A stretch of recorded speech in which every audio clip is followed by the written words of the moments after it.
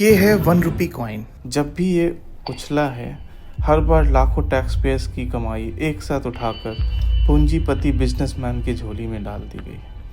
मुफ्त में 15-20 लाख रुपए यूं भी मिल जाएगा। मैं बात कर रहा हूँ 1050 एकड़ जमीन जो कि 25 साल के लिए लीज पे दी गई है अदानी को। सिर्फ एक देश की जनता 9% लोन पे काम करती है। कि उससे वसूले गए रुपयों में मुफ्त की रेवड़ी बांटी जा रही है। अब ये जमीन किसी पॉलिसी के तहत दी गई होगी, तो इसमें बिहार इंडस्ट्रियल प्रमोशन पैकेज 2025 है। वो कहता है बड़े प्रोजेक्ट्स जो 1000 करोड़ से ऊपर वाले हैं उनको 25 एकड़ जमीन दी जाएगी। अब बात ये हुई कि 1050 एकड़ जमीन कैसे अलॉट की गई। अब बात करते हैं फैक्ट्स की। जगह है बिहार, डिस्ट्रिक्ट है भागलपुर, गांव है पिरपैंती। पर्पस है थर्मल पावर प्लांट लगाना, कोल बेस वाला। अब सवाल उठता है, जब देश में न्यूक्लियर पावर प्लांट्स हैं, गैस बेस्ड पावर प्लांट्स हैं जो कि कोल से एक स्वच्छ ईंधन के रूप में बेहतर विकल्प के रूप में उपस्थित हैं, तो फिर कोल ही क्यों। कॉमन सोर्स अगर बात करें तो पहला है फ्लाई ऐश, जहाँ से टॉक्सिक एंड हेवी मेटल्स निकलते हैं जो कि हवा और मिट्टी को प्रदूषित करने में अहम भूमिका निभाते हैं। 26% PM10 PM2.5 जो कि एयरबॉर्न अभी पार्टिकल्स हैं, उसकी कंसंट्रेशन हाई हो जाती है। थर्ड है आर्सेनिक जो कि कैंसरस और स्किन डिजीज के लिए जानी जाती है। और विडंबना ये है कि CAG रिपोर्ट कहती है कि गुजरात में जो पावर प्लांट्स लगे हैं उसकी वजह से SO2 sulphur dioxide, NOx nitrogen oxide की जो कंसंट्रेशन है वो सबसे ज़्यादा है। बिहार की बात करें तो बिहार एक कृषि प्रधान राज्य है। जाहिर है GDP कृषि उत्पाद पे टिकी है।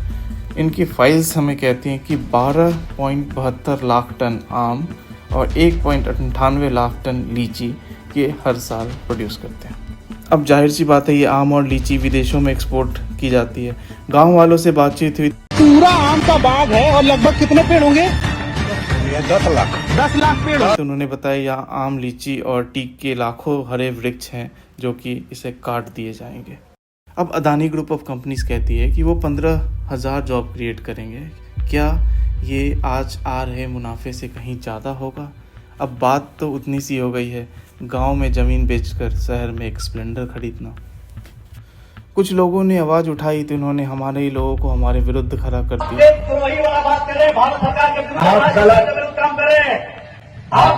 कहते हैं उठो, जागो और अपनी ज़मीन अदानी के नाम कर दो। ये बड़ी अच्छी बात कही आप।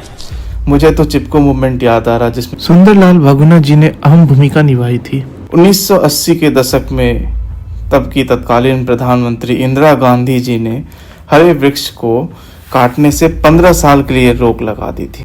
और आज के ज़माने के प्रधानमंत्री कहेंगे पॉल्यूशन है ही कहाँ। ये माँ के साथ धोखा है। अब 1 नेशन 1 इलेक्शन कहने वाले लोगों ने 1 लैंड मल्टीपल प्राइस तय कर दी। जाहिर सी बात, वोट डालो और शासन करो। बिहार गवर्नमेंट की माने तो इन्होंने सारी जमीनों को खाली बताया है, जबकि यहाँ पे आम, लीची और टीक के वृक्ष लगे हैं। वैसे 2017 का सृजन स्कैम आपको याद ही होगा। आज आप अगर सब कुछ सहकर सरकार की मदद कर भी दें, समय आने पर ये कंपनियां TCS की तरह जरा भी आपको जॉब से बाहर निकालने में नहीं हिचकिचाएंगी, और सरकार तो आपकी सुनने से रही। आप सुन रहे थे जय हिंद की आवाज़।